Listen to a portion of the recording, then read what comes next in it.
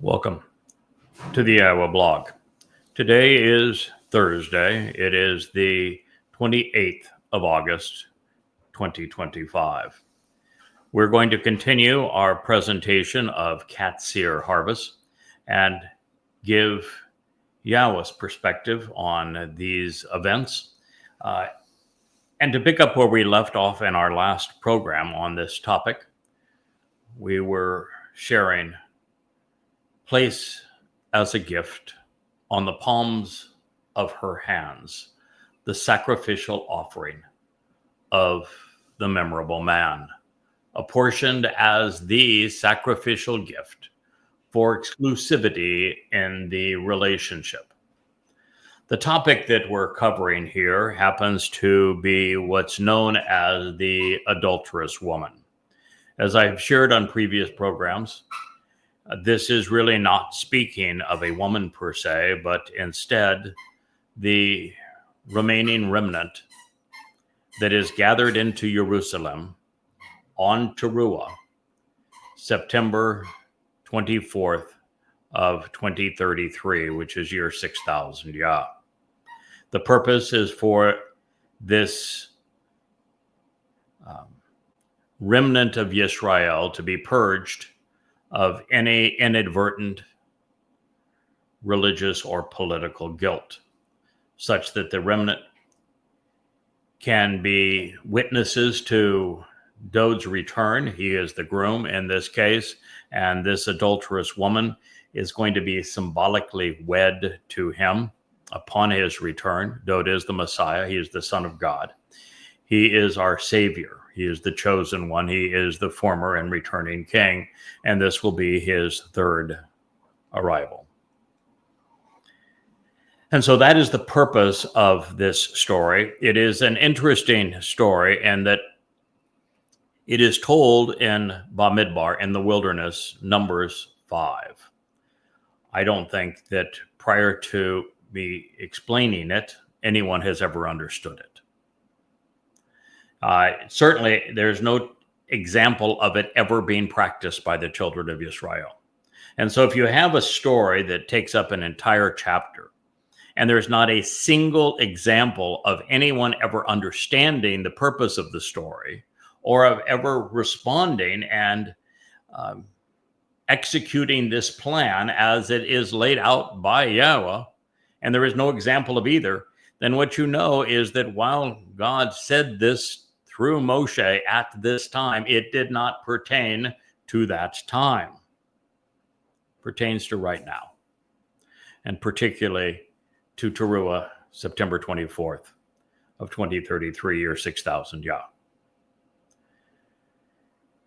When we progress through Numbers, what we find is God divorcing Israel. Israel becomes so belligerent, so obnoxious, so hostile to YAHOWAH that he can't stand them anymore. Moshe even quits and asks YAHOWAH to kill him. It's so bad. So in the midst of these tirades against God, YAHOWAH has a choice. He can either acknowledge that the human experiment was counterproductive, nothing but aggravating, and bemoan the fact that he even created humankind. That's what he did during the flood. Or he could say, you know, I'm going to come up with a remedy for this. These people are nowhere close to receiving that remedy now, but I'm going to present it now. And we will implement this remedy in due time. And that's what he did. After the episode with the spies, God finally said, that's enough. Everybody over the age of 20, you're done. It's going to be a pile of carcasses. You're dead. Dead to me. I have no interest in you. And the under 20s, he then went into what I would call the speech of speeches. It is the longest uninterrupted I can't call it a diatribe, but narrative from the lips of Yahowah. And he explains how, in the end, he's going to resolve the people's recalcitrance. And specifically says it's going to be as a result of 2 free will offerings, sacrifices. One by the bull, another by the lamb, and then finally a contribution by a goat.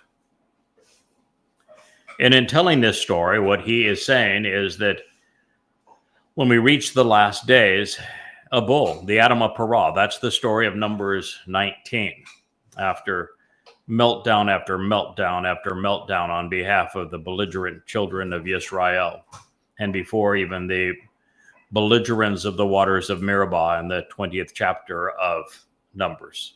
God just showing just how obnoxious Israelis were and remain.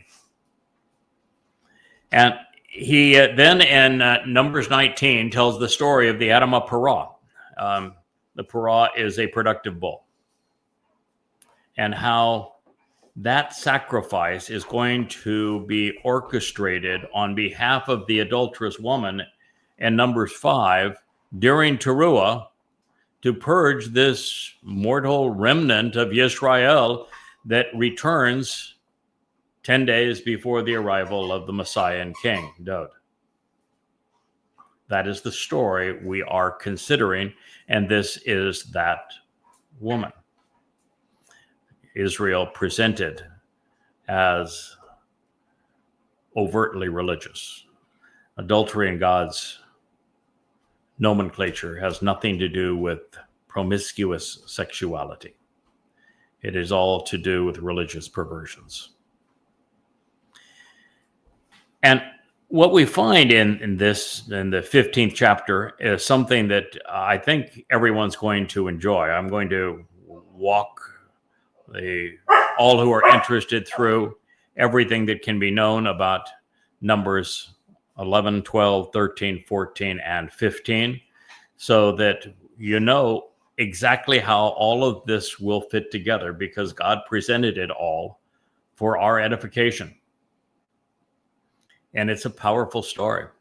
And then the prophets, particularly Yeshaya, Isaiah, speak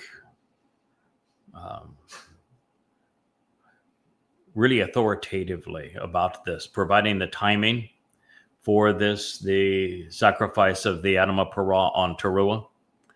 Explain who the beneficiaries will be and how it will serve God's people. So that is the story we are considering, and it's important that you understand it in context. So what we can conclude from Numbers 15 is that this adulterous woman that is coveted by a very special man, David, the returning king, it is presented such that it is the entire mortal remnant of Israel who is being purged to witness this marriage, but that one woman representing the entire community is chosen for this particular treatment to become David's bride. Now, the other thing that is interesting about this is that Numbers 15 goes into exquisite detail about who the potential beneficiaries will be here in 8 years with the fulfillment of this prophecy. And what it makes emphatic is that to be among this mortal remnant, you absolutely cannot be guilty of promoting religion or excusing religion. If you are sharing in social media or in a synagogue, a church, or a mosque, your religiosity, you're preaching it, you're defending it, you are not qualified. You will not be among those who are purged. You will be destroyed upon the fulfillment of Towrah. It is only inadvertent guilt, born out of ignorance, acts of omission rather than commission, that are salvageable on this day. And that will be true of both Yehudim, Israelites, and also of Goyim. So it's important that you know if you're going to participate at all, you're going to have to disavow religion prior to that time and disavow politics as well. And then God goes on to say, again, decisively, that those who remain overtly and aggressively religious, that for them they will be exterminated. As we move into this time post-wedding, 5 days later, we enter the millennial celebration of Sukkah, where God restores the earth. Well, actually, prior to that time, on Towrah is when he begins to terraform the planet so that it represents the conditions enjoyed in Eden. And it is on Sukkah that we return and are allowed back in. That is what's at stake. And it's important that you know who qualifies, how you go about being able to participate in all of this. And we even find in that narrative something really surprising. That whole story about God asking people to stone the man picking up sticks on the Sabbath, as if God is a cosmic assassin. When viewed out of context, it makes no sense at all. But in context, you're going to understand as we present it exactly who that individual is. And the fact is that what they're doing is not picking up sticks. They're uprooting trees, and not any tree. They're uprooting the trees associated with the ram and the bull. The tree of lives, which Dode provided on Pesach, and the tree of knowledge and of good and evil, and you can see them sitting above me, beside me, all around me, the 35 books available at YAHOWAH.com, all free for your edification, because without those books, you wouldn't know where to find the tree of lives. Just as without Yada reflecting Dode's brilliance, you wouldn't recognize the source of the tree of lives, who is Dode David. So this is all part of an integrated story. And one of the most amazing things too, and we'll get to this in due time, that chapter ends by revealing that the tzitzit had nothing to do with the tassel. It wasn't even supposed to be seen. It was a flower. Turns out the blue flower is of the flax. The flax being the source for the threads that would be used to make it, but also the threads for garments, particularly those worn by the priest in linen. It is going to resolve all of this. That's going to be Dode. It's going to act as the high priest, and Elia is going to act as the priest also on Towrah, and he is the priest in this story of the adulterous woman. He is also the priest in the story of the Adamah Parah, and that he will be wearing linen. But that blue flower announces the arrival of the first month of the year, Abib, which is when Chag Matzah is celebrated. That's what Dode fulfilled to bring us life and perfection through Pesach, Matzah, and Bekurim. And it was a blue flower not to be worn to show off one's religiosity. This blue flower was to be hidden inside of the hem to remind the wearer that there was a remedy and that they needed to look forward to what Dode would accomplish on Pesach, Matzah, and Bekurim because of that blue flowering flax. And so we will get to all of this and make perfect sense of things that have been so mysterious to so many for so long, because these are all prophetic texts that speak to our situation and the situation of God's people at this very moment in time. A moment when we have no time left for nonsense. So Yahweh announces in Bamidbar in the wilderness, Numbers 5, place a gift.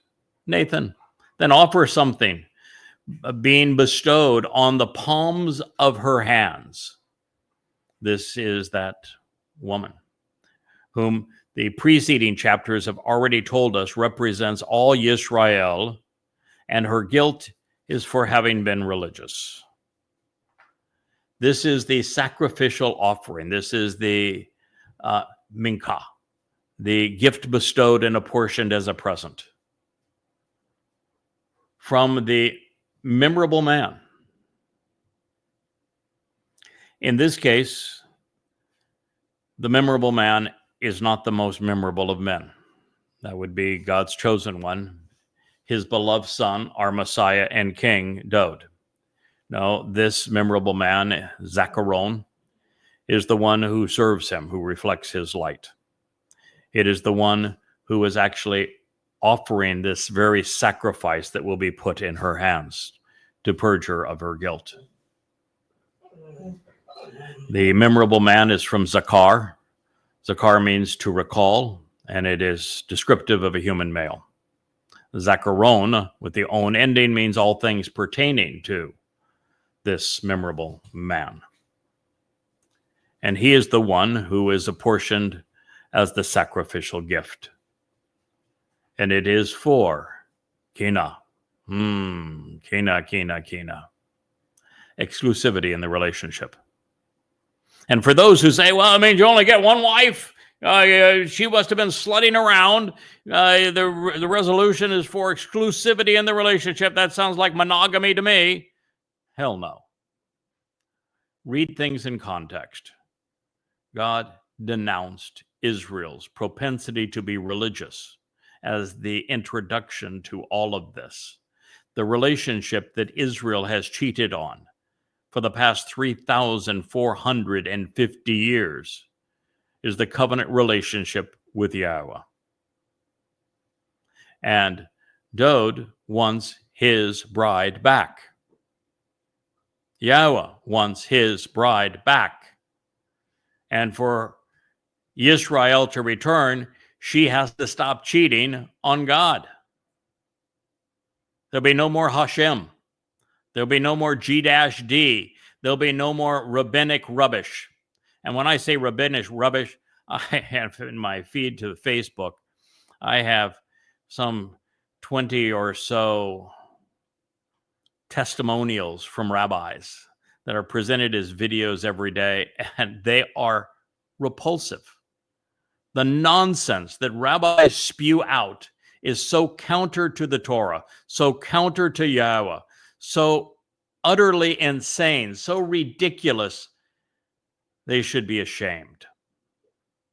And it is that which must go for there to be exclusivity in this relationship. And in the hand of the one acting in the role of priest, that would be Elia at this time. That is why he is returning. They will choose to have the waters of vexing and provoking bitterness, of the curse of harmful consequences. Are you familiar with the waters of bitterness? You should be. So Numbers 20. It is from Mar here. It's Mayim Mar. It's the waters of Meribah. And a host of catastrophic confrontations with Yahweh. The children of Israel went full tilt off the pasture, off the planet at Meribah. And God, as I said, gave up. It's that embitterness, that grievous, disagreeable, and toxic nature that's so pungent and so disgusting and revolting towards the relationship, and so utterly harmful to being in God's presence that must be purged. Now, if you recall, Eliah was known for one thing. One thing. He was really good at it, though. And that is, he's the man who, with great humor and sarcasm, confronted the propensity of Israel to be religious and political.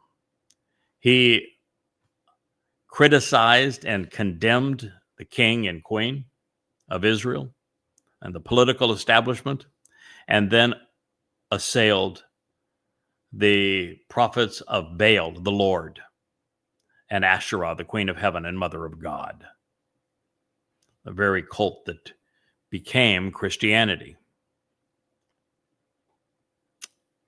This is what he's famous for. And of course, in the midst of that, there is the roasting of a bull with copious amounts of water, and then ash with the flames being ignited by Yahweh himself. It is a dress rehearsal for the sacrifice of the Adamah Parah on Towrah that will have this same effect. And when we read Numbers 5, and this was Numbers 5:18, what we need to appreciate is that the entirety of this remaining mortal remnant of Yisrael, who are being purged by the Adamah Parah, with Eliah orchestrating on Towrah in year 6000 Yah, represents the entirety of that remnant, all chosen by Yahweh and brought into Yisrael, flown into Jerusalem from all around the world, because these are the remnant of Jews who are not overtly religious or political. There's another chariot that'll take those who are still overtly religious and political, conspiratorial, and carry them to their death. And it is on this day that the community is purged to be in the audience to attend the great homecoming of Dod. And one of those representatives of Yisrael is going to be this particular woman. Dod is going to have his bride. So once again, we are being reminded that the cure for Yisrael and the means she has come to embrace at this moment is that she must come clean to receive the Messiah, to be in God's presence as they both return. 6:22 p.m., sunset in Jerusalem, the 2nd of October, 2033. And for that to occur, they must receive the gift of the Adamah Parah. Adamah meaning red, meaning man. It is feminine here because it is identifying Parah. Parah is a bull.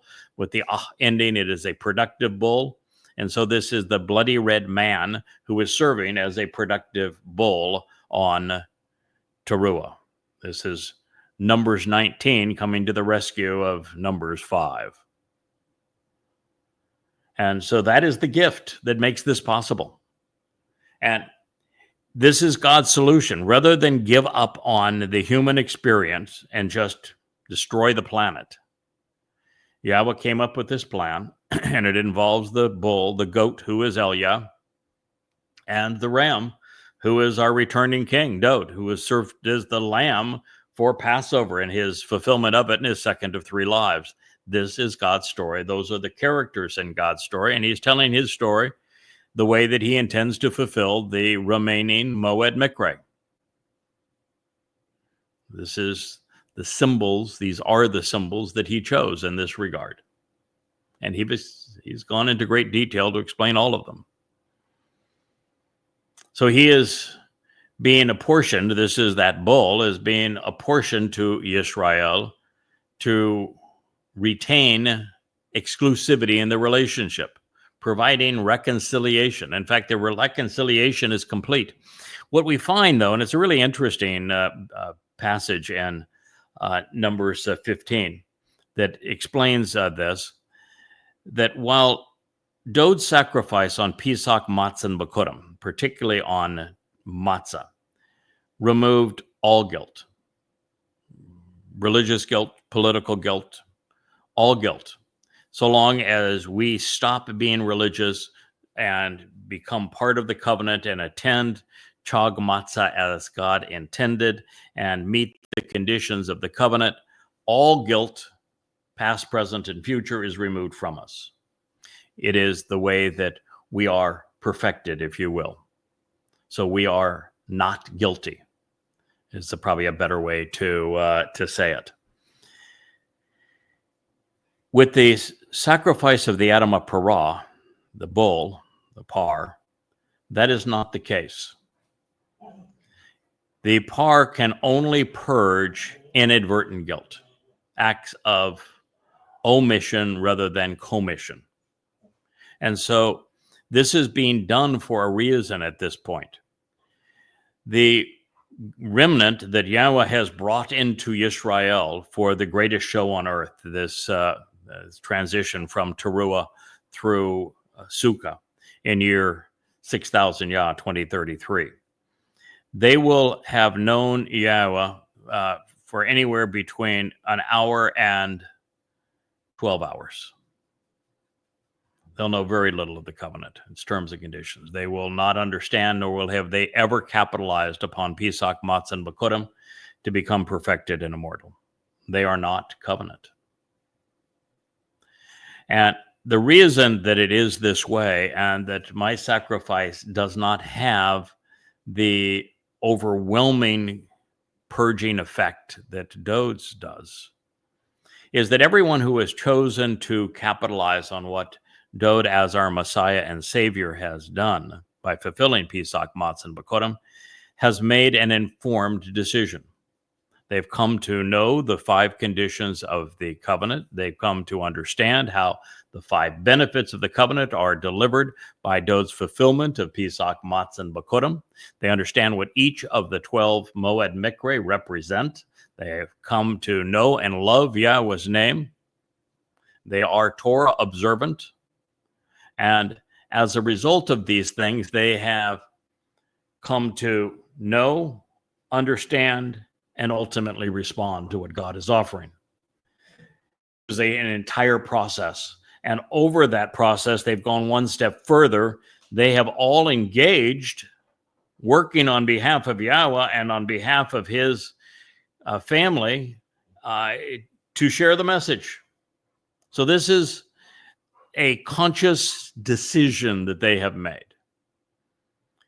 Whereas those who will benefit from the Adamah Parah, they have been in this position for anywhere from 1 hour to 12 hours, and their only qualification has been that their crimes were inadvertent. They were deceived as opposed to deceivers. They were misled as opposed to misleading. And therefore, to grant them immortality such that they could be part of the heavenly community for all time would be insane of God. And God doesn't do insane things. And so what he does is said, I'm going to give you a complete cleansing so that you can enter the millennial celebration of the Shabat with me and with your king, Dod. And from that point on, it is in your interest, whether you be Goyim or Yehudim, to learn the conditions of the covenant, to learn the importance of the Moed Mikre, to learn to respect Dod and to respect Yahweh in his name. And there's going to be members of the covenant family who are going to be there to provide this education. And there will be many, both Goyim and Yehudim, who make that decision and who, because they process this information in an intelligent way, become covenant and become immortal. While those who go astray, if it's inadvertent, there is a remedy. It's actually Elia that provides that remedy. And if they become part of a community where they're promoting their bad decisions, well, they're exterminated. So that is the process, and you can see they are slightly different. So it is in your interest to accept the terms and conditions of the covenant and capitalize on Yahweh's invitations to meet with him 7 times a year during these Moed Mikre, understanding what is being delivered and offered through them, so that you have a opportunity to be part of the Shabuah harvest, or at the very least, if you're one of those who survives the time of trouble, the Teruah gleaning, such that you are immortal. That would be in your best interest. This solution is not to make anyone immortal, but it is to perfect the bride so that she can witness Yahweh's return, because this is taking place now 10 days before, in terms of the communal cleansing, the wedding, which will take place on Kippurim. So this Adamah Parah is being apportioned to Yisrael. And it's to retain exclusivity in this relationship agreement. If you're looking for, we're not in a cited text at this point. This is insights to help explain it. It is the water that is mixed with ash as a gift from the sacrificial offering that will be poured over the palms of her hands. Water mixed with ash. Over the palms of her hands. While Yahweh has brought the pungent and bitter waters of Meribah with her, she will have that all washed away. We are even told that the sacrificial offering will come by way of a zikaron, a memorable man. And while Moshe and Dod were by far the most important and indeed the most memorable, Dod is the bridegroom and Moshe is retired. So this fellow, well, he's Yada. He is the third and final Zeroah, the last witness. He is the herald of the king. He is the Adamah Parah. He's the bull. Through the sacrifice of the red heifer, the curse of the harmful consequences will be lifted from Israel, and on wedding day for this stand-in who serves as Dod's bride. Now, the one acting in the role of priest, this is now returning to the cited text, Rich, the one acting in the role of priest will have her swear an oath and make a solemn promise to earnestly affirm the truth regarding herself at this moment in time. And he will say to the woman, if a person has not lain with you, and if you have not gone astray, turning away to that which is filthy and defiled under your individual person, you are released. You're pardoned. You're innocent. You're free from the waters of vexing and provoking bitterness, of the curse of harmful consequences. 5:19. So as we examine this, again, the one who is serving in the role of priest will be Elia. He will serve in the role of priest both as he officiates the sacrifice of the Adamah Parah on the Temple Mount on Teruah before a replica of the tent of the restoring witness, facing therefore towards Mount Olives. On that day, when Yahweh will ignite the flames, he will release the torrent of water from underneath the Temple Mount, and he will purge this mortal remnant of Israel. And then when we get to the wedding and we have a singular woman serving as Dod's bride, then she will receive this treatment with Elia again, serving in the role of the priest, accompanying the bride, while now 10 days later, Yada, the bull who was sacrificed, will serve as Dod's best man. at his right side. So the one acting in the role of priest, Elia, will have her swear an oath, make a promise, and to earnestly affirm the truth regarding herself at this moment. So at this point, she just needs to come clean. Just say, this is what she's had now 10 days to get her act together. So, I can tell you both that Elia is going to be very attentive at this point. In fact, it actually talks about Elias working with this woman at this moment and purging her of her guilt. So she's going to be able to make a confession at this moment and say, I'm not guilty. Whatever mistakes I've made in the past, they're in the past. And so he will say to the woman, if a person has not lain with you, and if you have not gone astray, turning away to that which is filthy and defiled. Yahweh uses an interesting narrative throughout Numbers 15 to describe the difference between inadvertent and deliberate guilt. And the difference is both words speak of turning away. One is to be misled, and the other is to mislead. So in this case, if you have not gone astray, turning away, and the fact is she will have been purged of that. And she wouldn't be here if she had been among those who was misleading. And to mislead is filthy and it's defiled. So what we're being told is exactly what I've shared. Because of the sacrifice of the Adam of Parah, and because of this special treatment, this one individual who will be Dod's bride, representing this wedding on Yom Kippurim, that we're told that she has been released, she has been pardoned, she is seen as innocent, she is free from guilt. She is free of the waters of vexing and provoking bitterness. She has been distanced from and resolved for the horrendous rebellion that was perpetrated by Israel against Yahweh during the Exodus in the episode called The Waters of Meribah. That's what's happening here. So Yahweh is using the analogy of a troubled marriage to present the state of affairs between Dod and Israel at the present.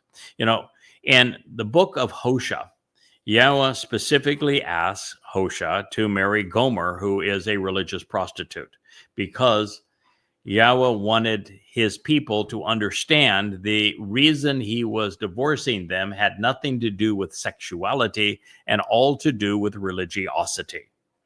And therefore, the separation, the notice of divorce offered from Yahweh to Israel said that because you are religious, you are like Gomer, I am divorcing you. And you have continued to be religious all the way from the beginning of the Exodus. And he then says, I will not return to you, which means God has separated himself from Israel. He says, I'm even going to heaven. I'm going to be apart from you. I'm not going to be coming to help you. And I will not return to you until you return to me. And Israel has not done that. So that is the idea that is being presented here through Hosea. And we'll have to recognize that Yahweh is not going to remarry the woman that he has divorced in Israel. And so he is arranging for his beloved son to marry Israel, and his son wants his woman back. So just as was the case with Hosea, this is something which must be resolved prior to Yahweh returning with Dod, for the family reunion on Kippurim and for this wedding to occur. Therefore, in this prophetic statement, and really all of Numbers is prophetic, it has almost nothing to do with the Exodus and that time. It has all to do with us and our time.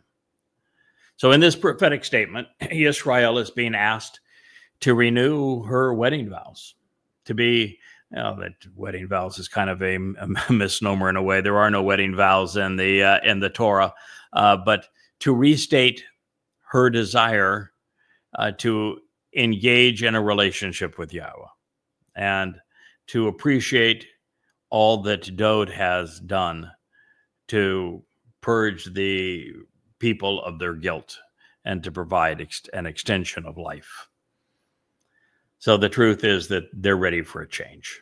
And since it is obvious that she is filthy as a pig in a pungent sty, the curse of religious indoctrination remains, and therefore it is being removed in this process. And understand, by being religious, she is pungent.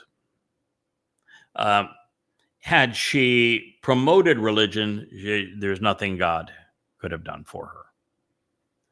So by contrast, branded and stigmatized as a sign of ownership by another, you having gone astray under your person, you are polluted and unclean.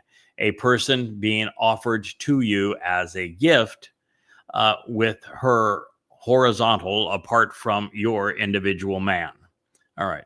God's still using the metaphor of a woman in a relationship with a man, a marriage relationship, to convey his frustration with his people, just as he did in the book of Hosea. It is a metaphor. So he is saying that Israel is branded, stigmatized, because they're owned by another, and that one is Judaism. Judaism is considered inseparable from being Jewish by the vast preponderance of Jews, and that is their stigma. And in this case, those who were gathered here had gone astray. They did so under another person's influence, the rabbis, and they were polluted and unclean because of that muck that came out of the rabbis' mouths. Now, a person is being offered to you as a gift, is what God says. And that man is capable of setting you apart from your prior religious relationship. Therefore, religion is stigmatizing. It is a sign that one soul is owned and controlled by another, and that other is not God. Now, I've considered a wealth of things over the years, but I've never thought it would come down to this, to being a whore sanitizer. And yet, as we read the effect of the red heifer's ashes when mixed with the water on the remnant of Yisrael, it has become obvious that that was God's intent. And it's funny in a way. The very goy, the Israelites, will want to dismiss for being filthy and foul-mouthed, will be the only effective means of cleansing them. Clearly, with the Zeroah becoming the Adamah Parah, the productive bloody red man on the ground, a person is being offered as a gift to reconcile God's wayward people, even if he, she, the man and the heifer, is horizontal at this time. And it is true that I will be struck down by Hasatan's minions. Recognizing that the Torahless one, who is going to be the great betrayer of Israel and the adversary of his people, is the copper confabulator, Donald Trump. As his health and his dementia issues continue to plague him, it's hard to imagine how Hasatan is going to keep him alive over the next 8 years. And I didn't say upright because in the book of Daniel, we are told by, this would be Gabriel, who is Dode, that he is going to be distinguished because, well, in addition to having that goatish comb-over hair and having a gargantuan ego, this man's going to have a flashy set of wheels. It's going to be in a wheelchair, and that wheelchair is going to be as gaudy as the Oval Office currently is, all gold-plated and the like. But still, that is the individual that is going to coordinate the strike of my physical body. My bashar will be offered at this time in this way, just as Dode allowed the beast of Rome to beat him and crucify him as he offered his physical body. I will do the same on Towrah. And for that to occur, both of us have to release the protective nature of the Malach around us, which we will. He did. I will. Now, it's essential that Israel not only admit that they have gone astray, but also acknowledge their newfound commitment to the truth. The one acting in, this is again returning to Yahowah's statement, Rich, the one acting in the role of priest will have the woman swear an oath and make a solemn promise to earnestly affirm the truth regarding herself at this moment of time by way of Shabuah, the promise of 7, for the curse of Allah. The one acting in the role of priest should say to the woman, Yahowah wants to offer the gift for you. And this is regarding the curse of Allah and regarding Shabuah, the promise of 7, in the midst of your family. Yahowah is dramatically offering to give with ongoing implications such that pursuant to your procreative power, you will give birth and your womb will swell. Numbers 5:21. As we like to say in this program, there is a lot to unpack in that statement. All right, so again, the one acting in the role of priest is Eliah. He was returned for this role and for the role of being the master of ceremonies over the sacrifice of the Adamah Parah. This is something he alone had practiced, and he is the foremost orator in the world at exposing and condemning religion and politics while overseeing and orchestrating the sacrifice of a bull with copious amounts of water and fire that are going to replicate this situation. So that's why he was chosen for this role. That's why he is announced as one of the 2 witnesses. So the one acting in the role of priest, Eliah, shall have the woman swear an oath and make a solemn promise to earnestly affirm the truth regarding herself at this moment in time. So she will have been counseled. She needs to know what the truth is, what it is that has put her in this wonderful and unique and special place.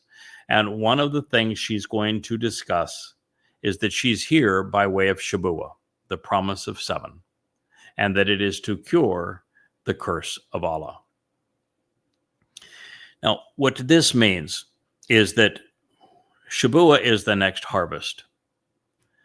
Those who come to appreciate the terms and conditions of the covenant and accept them, respond to them, and who accept Yahowah's invitations to attend the Moed Mikre, particularly Chag Matzah, Pesach Matzah, and Bakodim, and know why Dode fulfilled these and what the benefits are going to be prepared for participation in the Shabuah harvest. There are 2 very important Shabuahs. The first of those is the 22nd of May of 2026, just 10 months from now. And the second is the 11th of June in 2027. Both, of course, are on a Shabbat. Shabuah is based upon Shabbat, the promise of the Shabbat, in addition to the promise of 7. It is at that moment that the curse of Allah is going to be unleashed upon Israel. The fact that there are 2 of these Shabuah to consider, both of which are Shabuah, both of which occur on a Shabbat. The first, May 22nd of 2026, provides a full 7 years for the time of Jacob's troubles, which is spoken about in numerous places being a duration of 7 years. It is likely that Shabuah is the one, and it is also a Shabbat, that is earmarked for the divestiture of Israel's heart in the so-called 2-state solution to create a so-called Palestinian state that leaves Israel vulnerable to attack. And this will be a state carved out of Israel's heart that is given to the devotees of Allah. And those devotees of Allah are going to immediately use it to attack Israel. And so it is likely that then the attack on Israel, which will be Al-Aqsa Flood 2.0, which will be not twice as big as October 11th, but will be 1,000 times worse, is going to occur on that next Shabuah. And that God's going to want his family kept out of that terrible time. And therefore, we're expecting the Shabuah harvest to occur on July 11th of 2027, which will be at coterminous with Al-Aqsa Flood 2.0, which Israel did not know how to stop the first time, nor even how to deal with in its aftermath. And Israel will be as dysfunctional in stopping the second one as they were the first, which will be much worse, of course, because the attack's not going to come from one place, but the curse of Allah is going to come from inside the heart of Israel with the 2 states and also from surrounding Israel. There'll be millions of jihadists this time, not thousands of them. It's 1,000 to 1. So that is what's being talked about here, and why it is a reference to Shabuah, because it began this time of troubles, and it is on Towrah that the time of troubles comes to a close. That those attackers that began on Shabuah will be stymied and even incinerated on Towrah, and Yahweh is going to restore the earth at this time. Now, there's another aspect to this, and that is Shabuah is the promise of the Shabbat. And it is on the Shabbat of Shabuah, whether it's May 22nd, which is on a Friday evening, Saturday, or July 11th, also Friday evening and a Saturday. And again on a Shabbat of the Friday evening and Saturday of the 23rd and 24th of September, when we're dealing with Towrah, that all this is going to happen. She's going to be there on a Shabbat. And she is there because of the promise of 7. In just 15 days after the wedding to Dode on Kippurim, 10 days after Towrah, and 5 days after that, with the entry into the garden, Sukkah, where those tents are going to be wedding booths, if you will, time of the honeymoon, that she is invited to experience the ultimate promise of 7 and enter the final and 7th millennia of man, once estranged from the garden, but now brought back into the garden. And of course, at this point, the curse of Allah is no more. So the one acting as the priest, again, Eliah, should say to the woman. Now, in Hebrew, Isha is a very interesting term. It is very often rendered wife at this time, but there is no Hebrew word for wife. Isha is simply the word for feminine individual or woman. Ish meaning man, Isha meaning woman. It has the ending that makes Ish feminine. But the other thing that's interesting is that Isha is also the Hebrew word for fire. And we're constantly told during the Moed Mikre, we need to come in presence of, in the presence of, and approach this fire. Now, people are always confused by this, but let me explain it. Fire is transformative. We as physical mortal beings decay. We are corrupt. We are imperfect. We decay. We are limited to very short lives on this planet and cannot leave it. Well, we can go to the moon, but big deal. We're still in the Earth's atmosphere.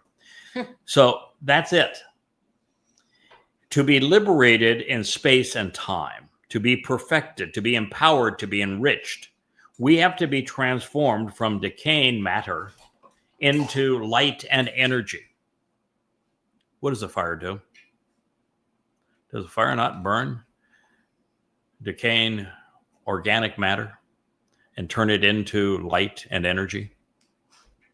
That's the very reason that we're encouraged to walk into the presence of the Isha and be transformed. So in this case, the one acting in the role of priest should say to the woman, Yahweh wants to offer the gift for you.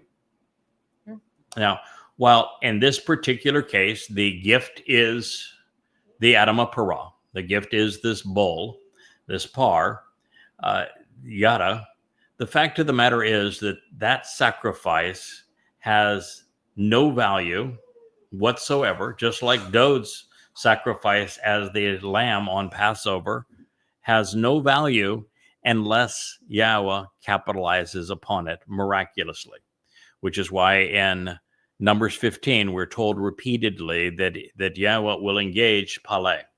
He's going to engage wonderfully, miraculously to make these sacrifices of the bull and the ram marvelously and wonderfully, miraculously beneficial for God's people.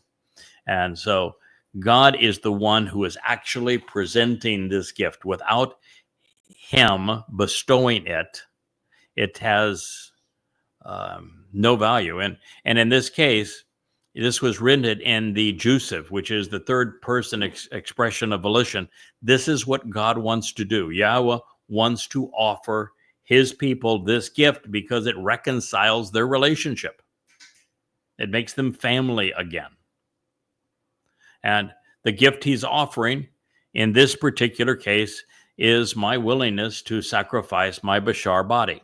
Now, to be fair, sacrificing the Bashar body, as was the case with Dod when he fulfilled Passover, ain't no fun while it's happening. You know, the body has pain receptors and it's going to hurt like hell. But that body is a liability.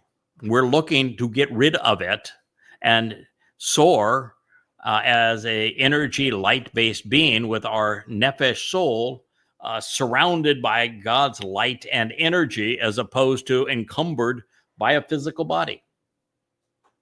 And so it is something we're very willing to give up because it has no value to us and is actually a burden going forward. Now, as it relates to this, again, the curse of Allah. When I first was introduced to Yahweh, now 24 years ago, it was on, of course, a Towrah. And on that day, he asked me to expose and condemn Islam, the curse of Allah. I knew nothing about Islam other than the week prior, I had witnessed 9/11, and I knew something was dreadfully wrong. But I had no expertise.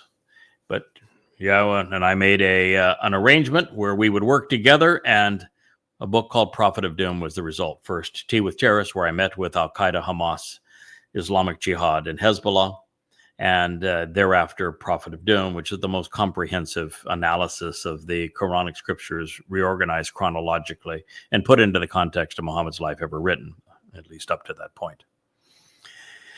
And that's where we began. So this bull is the right one to remove the curse of Allah.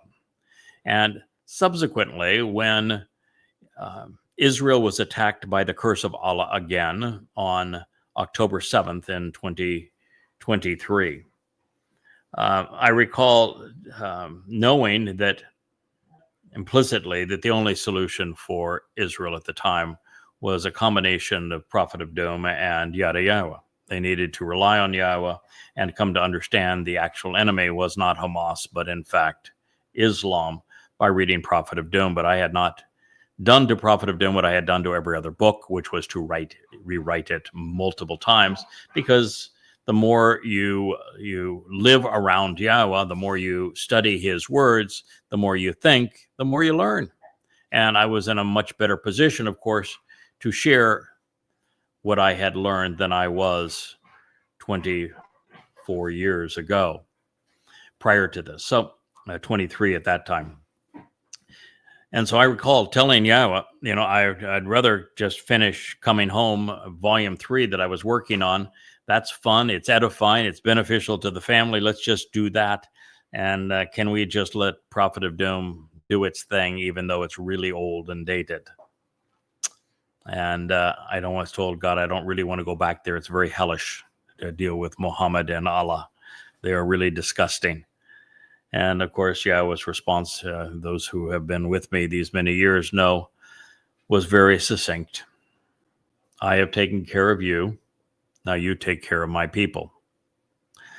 And so there we have it. I rewrote Prophet of Doom. One volume became 5 volumes. It's now 4,200 pages. And it is the most complete, well-documented, contextual and chronological depiction of the Quran infused with Muhammad's life ever written. It completely disgorges the curse of Allah for all who read it.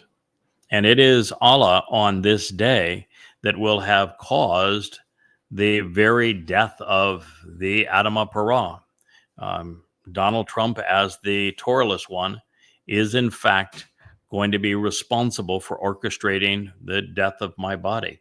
And he is in league with Muslims. It is Muslims who have been attacking Israel so viciously up to this point. And so it is very much the curse of Allah that we're dealing with at this moment, and it will be resolved in this very moment. And it is all based on the promise of the Shabat in 7. And now she stands in the midst of her family, the family of Yisrael. And it says Yahowah is dramatically offering to give with ongoing implications. Now, this is the second mention of gift, and we're told this time, Wookie is quite insistent that he has the opportunity to come up. But Wookie loves, as you probably know, to drink from my cup. And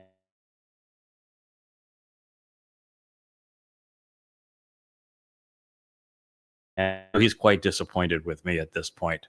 Sorry, Wook, I didn't mean to disappoint you, pal. Oh, you're gonna read the citation?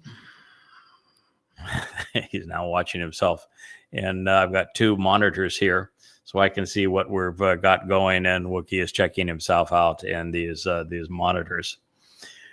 So Yahowah is dramatically offering to you. This is the second time we have seen Nathan. He is bestowing. This is written in the call infinitive, which is a verbal noun intensifying the action as it plays out over time. That which is pursuant to your procreative power. God is saying, I'm going to open the womb again. We're going to have a family. And this mortal remnant that has been brought into Jerusalem and that has now been purged and that now is being wed to my beloved son, Dode. Well, we're going to be productive. we're going to celebrate all that there is about family and raising children and opening your womb so that it will swell. This is about a woman who has been barren in terms of the covenant relationship, giving birth and having that womb open up again and be productive and bearing the very children of God who will populate eternity. Isn't that marvelous? So speaking of surprises, I, of course, did not expect when I was dealing with this the first time to see Shabuah or Allah in this story of what's called the adulterous woman. By mentioning Shabuah, Yahweh is drawing his people's attention to the Zeroah and to the Parah, the fruitful one cultivating the harvest. He is reminding them that because they missed it, they were left to endure the curse of Allah. And that is the fact. If you miss the Shabuah harvest, you're going to endure Yisrael, the curse of Allah, the worst he can possibly bring. 7 years of terror and torment at the hands of sadistic and demonic Muslims. The time of Israel's troubles is Allah's time to slander, abuse, plunder, abduct, and kill Jews. His musings on the matter can be found, of course, in Ezekiel, which is Satan's autobiography.